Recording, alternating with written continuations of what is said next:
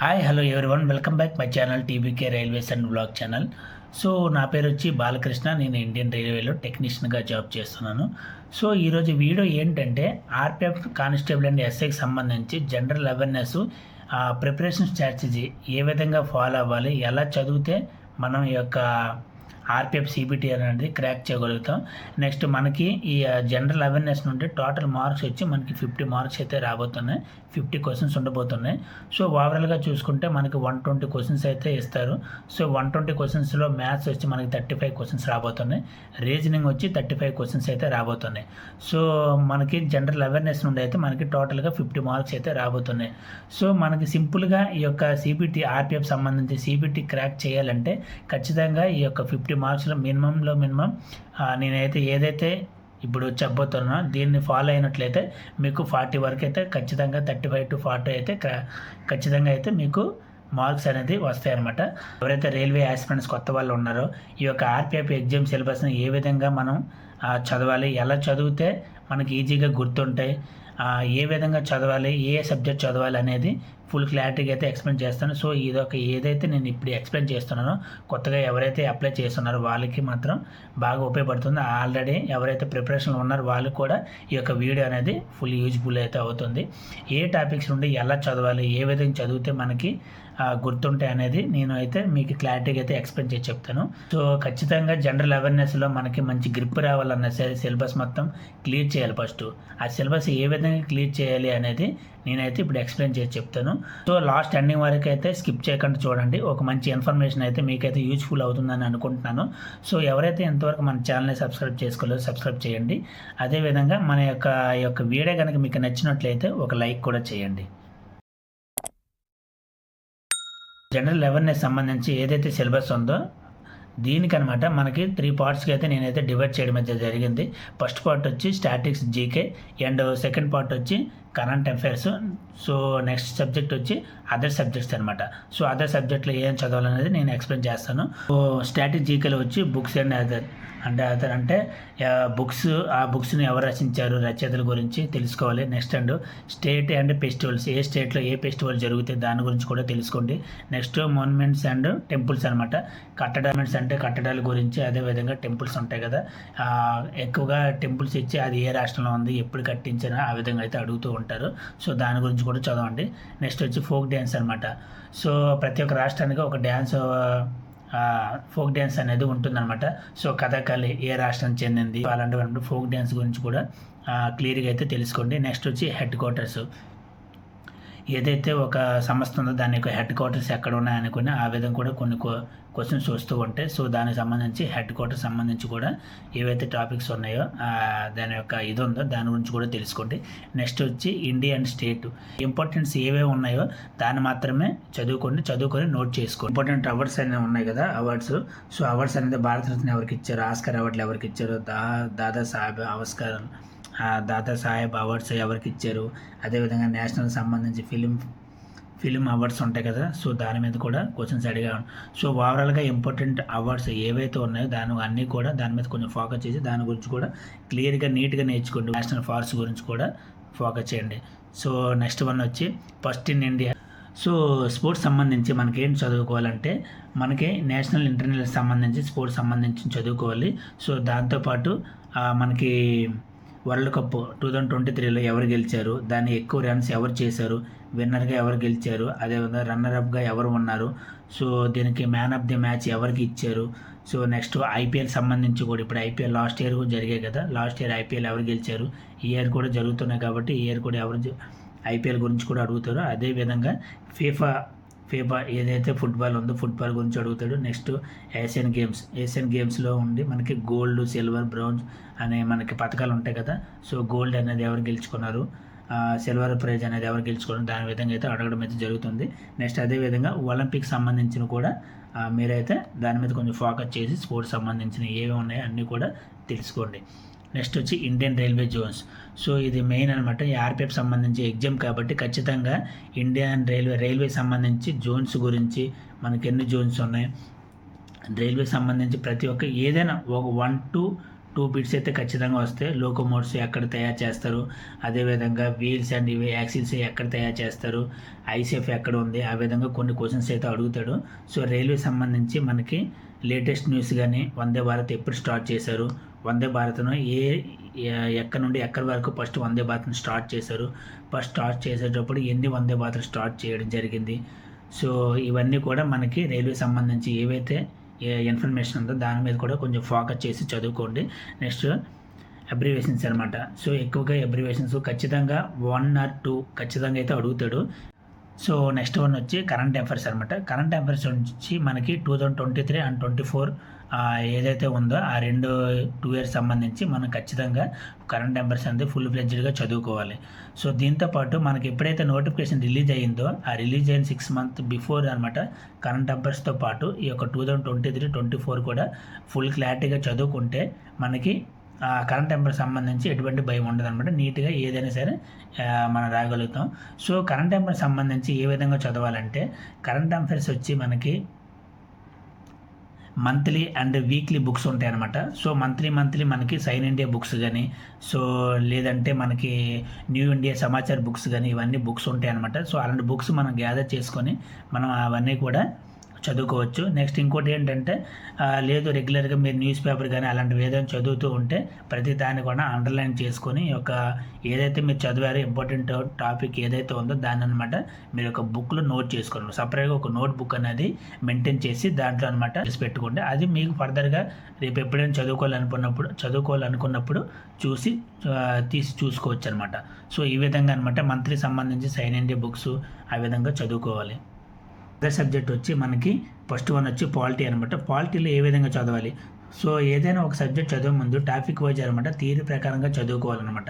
Theory లెక్క మొత్తం చదువుకొని తర్వాత మీరు అనేది ఆ నోట్స్ ప్రిపేర్ చేసుకొని చదువుకోవాలి. లేదంటే కొందరు ఏం చేస్తున్నారంటే బిట్లు వైజ్ చదువుతూ ఉంటారనమాట. సో బిట్లు వైజ్ చదివితే మీకు ఎటువంటి కూడా గుర్తు అనేది ఉండదన్నమాట. సో మొత్తం కూడా కన్ఫ్యూజ్ అవుతారు. మీరు చదివేటప్పుడు థియరీ అండ్ టాపిక్ వైజ్ అనమాట చదువుకోండి. దీంట్లో ఆర్టికల్ సంబంధించి అదే ప్రాథమిక హక్కుల గురించి, కాన్స్టిట్యూషన్ గురించి అవన్నీ కూడా ఉంటాయి కదా. సో దానికి సంబంధించి అన్ని డీటెయిల్స్గా చదువుకోండి. నెక్స్ట్ వన్ వచ్చి హిస్టరీ అనమాట. హిస్టరీ వచ్చి హిస్టారికల్ బెటిల్స్ అంతే హిస్టారికల్ యుద్ధాలు ఎప్పుడు జరిగేది ఉందో, founder of dynasty and Indus valley civilization and national movements. So ఇవన్నీ కూడా హిస్టరీలో అంటూ ఉంటాయి అనమాట. సో దీనికి సంబంధించి ఈ సబ్జెక్టులు చదువుకుంటే చాలు అనమాట. దీని నుండి మ్యాక్సిమం అడిగే అవకాశాలు అయితే ఉన్నాయి. నెక్స్ట్ వచ్చి జియోగ్రఫీ వచ్చి మనకి ఇండియా అండ్ ఇంటర్నేషనల్ సంబంధించి జియోగ్రఫీ అనేది కొంచెం నేర్చుకోండి. అంత డెప్త్గా ఏం అవసరం లేదు. సో ఏవైతే కొన్ని మెయిన్ ఇంపార్టెన్స్ ఉన్నాయో, మెయిన్ టాపిక్స్ ఏవైతే ఉన్నాయో దాని గురించి అయితే మీరు ఫుల్ నీట్గా అయితే క్లారిటీగా చదువుకోండి. నెక్స్ట్ వచ్చి మనకి రివర్స్ అండ్ లేక్స్ ఉన్నాయి కదా. రివర్స్ ఏ నది ఎక్కడి నుండి ఎక్కడి వరకు స్టార్టింగ్ ఎక్కడ అయింది, ఆ రివర్ సంబంధించిన పేరేంటి, ఎన్ని కిలోమీటర్ ప్రయాణిస్తుంది, ఎక్కడ ఎండ్ అవుతుంది, ఎక్కడ సముద్రంలో కలుస్తుంది, 3 నదులు కలిసే చోటుని ఏమంటారు, ఆ విధంగా అడుగుతూ ఉంటాడు. సో అదేవిధంగా లేక్స్ అనమాట, సరస్సులు ఏవైతే ఉన్నాయో దాని గురించి కూడా కొంచెం చదువుకోండి. సో పెద్ద సరస్సు అంటే ఏంటి, పొడవైన సరస్సు ఏంటి, ఆ విధంగా అడుగుతూ ఉంటాడు. నెక్స్ట్ వచ్చి డ్యామ్ అండ్ మౌంటైన్స్. సో ఏ డ్యాము, ఏ రాష్ట్రంలో ఏ డ్యామ్ ఉంది, ఒక డ్యామ్ పేరు ఇచ్చి అది ఏ రాష్ట్రంలో ఉంది, ఎప్పుడు కట్టారు అని అడుగుతూ ఉంటాడు. అదేవిధంగా మౌంటైన్స్ పర్వతాలు పలానా పర్వతం ఇచ్చి ఆ పర్వతం యొక్క హైట్ ఎంత, అది ఎక్కడ ఉంది, ఎప్పుడు ఏర్పడ్డాయి పర్వతాలు, ఆ విధంగా అడుగుతూ ఉంటారు. నెక్స్ట్ వచ్చి సోలార్ సిస్టమ్, సౌర కుటుంబం గురించి కూడా కొంచెం నీట్గా ఆల్రెడీ చిన్నప్పటి నుండి చదివిందేని, సో దానిలో కూడా కొంచెం టచ్ చేయండి. నెక్స్ట్ సోయిల్స్ ఆఫ్ ఇండియా గురించి కూడా, నేలల గురించి కూడా మీకు కొంచెం నీట్గా అయితే చదువుకోవాలి. సో నెక్స్ట్ వన్ వచ్చి సైన్స్ అనమాట. సో సైన్స్లో వచ్చి మనకి ఎస్ఐ యూనిట్స్ గురించి కూడా తెలుసుకోండి. సో ప్రతి మాస్కి ఎస్ఐ యూనిట్స్ ఏంటి, నెక్స్ట్ వచ్చి స్థానభ్రంశం ఎస్ఐ యూనిట్స్ అంటే ఏంటి, అదేవిధంగా వెలాసిటీ, వేగం, స్పీడ్, దానికి సంబంధించి అన్నీ కూడా ఎస్ఐ యూనిట్స్ అని అడుగుతూ ఉంటాడు. సో దాని మీద కొంచెం ఫోకస్ చేసి ఫుల్ ఫ్లెడ్జ్డ్గా దీని గురించి తెలుసుకోండి. నెక్స్ట్ వచ్చి పిహెచ్ వాల్యూస్, నీరు యొక్క పిహెచ్ వాల్యూ ఏంటి, ఆ విధంగా అన్ని దాని గురించి కూడా అడుగుతూ ఉంటాడు అనమాట. సో దీని మీద కూడా కొంచెం ఫోకస్ చేయండి. నెక్స్ట్ వచ్చి విటమిన్స్ అండ్ డిసీజెస్ ఖచ్చితంగా మనకైతే ఒక 1 or 2 క్వశ్చన్స్ అయితే ఖచ్చితంగా రాబోతున్నాయి. సో విటమిన్స్ అంటే ఎన్ని రకాల, ఈ విటమిన్స్ లోపం వల్ల ఏ వ్యాధులు వస్తాయి, ఏ ప్రాబ్లమ్స్ వస్తాయి అని అడుగుతూ ఉంటాడు. అదేవిధంగా వ్యాధులు ఇస్తుంటాడు అనమాట. వ్యాధులు ఇచ్చి ఈ వ్యాధికి కారణం ఏంటి ఆ విధంగా కూడా అడుగుతూ ఉంటాడు. సో విటమిన్స్ అండ్ డిసీజెస్ గురించి కూడా చూసుకోండి. నెక్స్ట్ వచ్చి ఎలక్ట్రిసిటీ, ఇది జస్ట్ బేసిక్ అనమాట. ఎలక్ట్రిసిటీ అంటే ఏంటంటే ఎలక్ట్రిసిటీలో కరెంట్ అంటే కరెంట్కి సంబంధించి ఆ కరెంట్ని దేంతో కొలుస్తారు, అదేవిధంగా వోల్టేజ్ని దేంట్లో కొలుస్తారు, వోల్టేజ్ యొక్క యూనిట్స్ ఏంటి, నెక్స్ట్ వచ్చి మోటార్స్ ఏ ప్రిన్సిపల్ మీద పనిచేస్తుంది, జనరేటర్ ఏ ప్రిన్సిపల్ మీద పనిచేస్తుంది, జనరేటర్ వచ్చి ఏ ఎనర్జీగా కన్వర్ట్ చేస్తుంది, నెక్స్ట్ వచ్చి మోటార్ వచ్చి ఏ ఎనర్జీని మోటార్ వచ్చి ఎలక్ట్రికల్ ఎనర్జీని మెకానికల్ ఎనర్జీగా కన్వర్ట్ చేస్తుంది, ఇది ఏ ప్రిన్సిపల్ మీద పనిచేస్తుంది, ట్రాన్స్ఫర్ సంబంధించి ట్రాన్స్ఫర్ కూడా ఏ ప్రిన్సిపల్ మీద పనిచేస్తుంది, ట్రాన్స్ఫర్లో ఇన్పుట్ ప్రైమరీ వైండింగ్స్ ఎన్ని ఉంటాయి, సెకండరీ వైండింగ్స్ ఎన్ని ఉంటాయి, అదేవిధంగా ఆ లాస్ గురించి కూడా అడుగుతుంటాడు అనమాట. సో కిర్చాఫ్లా కానీ ఓమ్స్లా కానీ వోల్టేజ్ ఎక్కువైతే మనకి ఏం తక్కువ అవుద్ది, ఆ విధంగా అయితే కొన్ని లాస్ గురించి కూడా అడుగుతూ ఉంటాడు. సో అంత డెప్త్గా అయితే అడగడు దీన్ని ఎలక్ట్రిసిటీలో. సో ఫస్ట్ ఆఫ్ ఆల్ చూసుకుంటే సైన్స్ అనేది ఈ సబ్జెక్ట్ చదువుకుంటే చాలు అనమాట. దీనికంటే ఇంకా డెప్త్కి అయితే వెళ్ళడం అనుకుంటున్నాను. సో ఏ విధంగా చదవాలి, ఏ విధంగా చదివితే కొత్త వాళ్ళు అనేది ఈ ప్రిపరేషన్ స్ట్రాటజీ అనేది ఏ విధంగా చదవాలి, ఎలా చదివితే మనకు గుర్తుంటాయి అనేది ఇప్పుడు ఎక్స్ప్లెయిన్ చేస్తాను.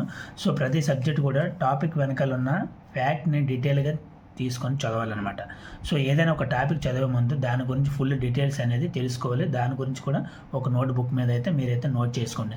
అదేవిధంగా టాపిక్స్ అనేవి ఎవరైనా న్యూస్ పేపర్తో చదువుతూ ఉంటారు కదా, సో అలాంటి వాళ్ళు టాపిక్స్ అనేది న్యూస్ పేపర్లో ఉన్న వాటిని కలెక్ట్ చేసి చదువుకోవాలి. న్యూస్ పేపర్లో ఏదైనా ఇంపార్టెంట్స్ ఉంటాయి కదా, దాన్ని అనమాట కలెక్ట్ చేసుకొని చదువుకోవాలి.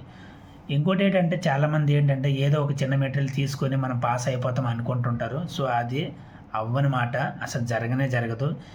సో ఎవ్రీడే అనమాట మనం ఓన్ మెటీరియల్ తయారు చేసుకోవాలి. సో కరెంట్ అఫైర్స్ సంబంధించి ఎవ్రీడే ఏదేదో వస్తుంటుందో దాన్ని, అది సైన్ ఇండియా బుక్స్ నుండి కానీ న్యూస్ పేపర్స్ గురించి కానీ న్యూస్లో కానీ ఏదైనా కొత్త విషయాలు కానీ ఏవి కానీ వస్తుంటే దాన్ని అనమాట మనం ఎవ్రీడే అనమాట నోట్స్ అన్ని మెటీరియల్ అన్ని మనమే తయారు చేసుకుంటూ ఉండాలి. సో నెక్స్ట్ వచ్చి పక్కాగా మా ప్లాన్ చేసుకుంటే 6 months చదువుకుంటే పక్కాగా ప్లాన్ అనమాట మనకి ఖచ్చితంగా ఈ యొక్క 50 marks అనేది ఈజీగా మనం అటెండ్ చేయగలుగుతాం. ఇప్పుడు ఏంటంటే డైరెక్ట్ క్వశ్చన్స్ ఇవ్వడం లేదనమాట. టాపిక్ వైజ్గా నేర్చుకుంటేనే మనకి ఆ క్వశ్చన్స్ ఏ విధంగా ఇస్తాడనేది మనకు అర్థమవుతుంది. ఈజీగా మనం క్వశ్చన్స్ అనేది ఆన్సర్ చేయగలుగుతాం. ఆ విధంగా చదువుకోవాలన్నమాట మీరు ఎప్పుడు కూడాను. అదేవిధంగా న్యూస్ పేపర్ చదివేటప్పుడు ఎప్పుడు కూడా ఏదైనా ఒక ఇంపార్టెంట్ లైన్ అనేది మీకు తెలిసినట్టయితే దాన్ని అండర్లైన్ చేసుకొని నోట్బుక్లో నోట్ చేసి కరెంట్ అఫైర్స్ సంబంధించి మనకి ఎక్కువగా ఇండియన్ సీఎం ఎవరు, గవర్నర్స్ ఎవరు, ఆ విధంగా అన్నీ కూడా తెలుసుకోవాలి. అదేవిధంగా బడ్జెట్ పథకాలు, నెక్స్ట్ వచ్చి సెంట్రల్ గవర్నమెంట్ స్కీమ్స్ ఏమైనా ఉన్నాయా లేదా దాని గురించి కూడా చదువుకోవాలన్నమాట. నెక్స్ట్ వచ్చి అవార్డ్స్ వచ్చి Bharat Ratna award, Oscar awards, Dadasaheb Phalke award, అదేవిధంగా ఏవైతే మొత్తం అవార్డులు ఉన్నాయో అవార్డులు ఎవరు డిస్ట్రిబ్యూట్ చేస్తారు, ఎప్పుడు డిస్ట్రిబ్యూట్ చేస్తారు, పలానా అవార్డు అనమాట ఎవరికి ఎలిజిబిలిటీ అవుతారు, దేనికి సంబంధించింది అని ఎక్కువగా అడుగుతూ ఉంటాడు అనమాట. కొత్త వాళ్ళు ఎలా ప్రిపేర్ అవ్వాలి, కొత్త వాళ్ళు ప్రిపరేషన్ స్ట్రాటజీ ఏ విధంగా ఉండాలి, ఏ విధంగా చదివితే మనకు గుర్తుంటాయి. సో ఫస్ట్ ఆఫ్ ఆల్ ఏంటంటే ఒక్కొక్క టాపిక్ తీసుకోండి. ఫస్ట్ ఆఫ్ ఆల్ ఏంటంటే మీరు రైల్వే సంబంధించి నోటిఫికేషన్లో ఏ సిలబస్ ఇచ్చారో ఈ సిలబస్ మొత్తం ఫస్ట్ అనేది కంప్లీట్ చేయాలి. ఏదైతే కంప్లీట్ చేసిన తర్వాత ఫర్దర్గా మీరు డైలీ అనమాట మోక్ టెస్టులు రాస్తూ ఉండాలి. మోక్ టెస్ట్లు ఎందుకంటే మీరు ఏదైతే టాపిక్ వైపు చదువుకున్నారో ఆ టాపిక్ సంబంధించి మొత్తం ఒక మోక్ టెస్ట్ కానీ, ప్రీవియస్ పేపర్స్ కానీ అండ్ ప్రాక్టీస్ పేపర్స్ కానీ అలాంటివి ఏవి ఉన్నా సరే దాన్ని అనమాట మీరు క్లియర్ చేయండి. మీరు అటెంప్ట్ చేస్తే మీకు అర్థమవుతుంది ఇంకెన్ని బిట్లు నేను అటెంప్ట్ చేయలేదు, దీంట్లో ఇంకా నేను చదవలసినవి ఏమైనా ఉన్నాయా అనుకొని మీకు తెలుస్తుంది అనమాట. సో దాని విధంగా మళ్ళీ మీరు ఫాలో అయ్యి మళ్ళీ ఏదైతే మీరు చదువుకోలేదో దాని మీద కొంచెం సబ్జెక్ట్ అనేది కాన్సన్ట్రేట్ చేసి చదువుకోవాలి. సో ఎవరైతే ప్రిపరేషన్లో ఆల్రెడీ ఉన్నారో వాళ్ళు కూడా కొంచెం డెప్త్గా చదువుకోవాలి ఎవ్రీడే అనమాట. ఎలా అయితే మన మ్యాథ్స్ రీజనింగ్ అయితే ఎంత ప్రయారిటీ ఇస్తామో రివిజన్ చేయడానికి, అదేవిధంగా దీనికి కూడా కొంత ప్రయారిటీ ఇచ్చి మోక్ టెస్ట్లు అండ్ ప్రీవియస్ పేపర్స్ కానీ అండ్ ప్రాక్టీస్ పేపర్స్ కానీ ఉంటాయి కదా దాని మీద కొంచెం కాన్సన్ట్రేట్ చేసి దాన్ని కూడా ఒక 2 hours అంటే ఒక ఫర్ డేలో ఈరోజు కానీ ఆల్టర్నేట్ డే కానీ అలా ఏదో ఒకటి పెట్టుకొని దాని మీద కూడా మీరు కొంచెం ఫోకస్ చేసి చదివినట్లయితే ఖచ్చితంగా ఈ యొక్క 50 మార్క్ చేయగలుగుతారు అనమాట మీరు. సో ఇదండి ఆర్పిఎఫ్ సంబంధించి మనకి జనరల్ అవేర్నెస్. ఈ విధంగా కనుక మీరు చదివినట్లయితే ఖచ్చితంగా 50కి 40 మార్క్స్ అయితే ఖచ్చితంగా రాబోతాయి. సో మీకు ఎటువంటి డౌట్స్ ఉన్నా సరే కామెంట్ సెక్షన్లో కామెంట్ చేయండి. నెక్స్ట్ ఈ యొక్క వీడియో కనుక మీకు నచ్చినట్లయితే ఒక లైక్ చేయండి. Thank you all.